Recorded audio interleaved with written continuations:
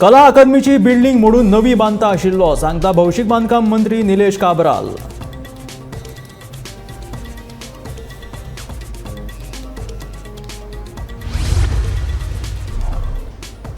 दाबोळे विमानतळ कसोच जावपाक दिवचो ना बंद, मुखेलमंत्री दोतोर प्रमोद सावंताचे विधानसभेत आश्वासन।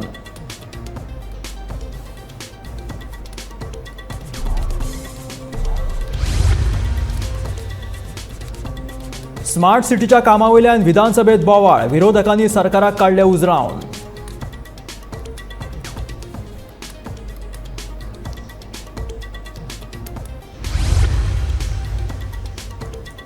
विधानसभेत तापलो म्हादयचो विशय, विरोधक फुर्योस, सरकाराचेर काडलो फार।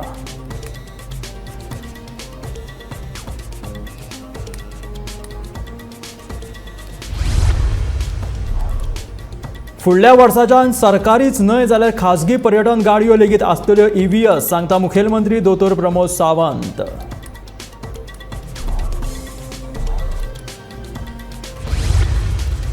आनी पगाराचो विशय सुटावो जालो ना जाल्यार करतले खर आंदोलन, संजीवनीच्या कामगारांची सरकाराक शिटकावणी।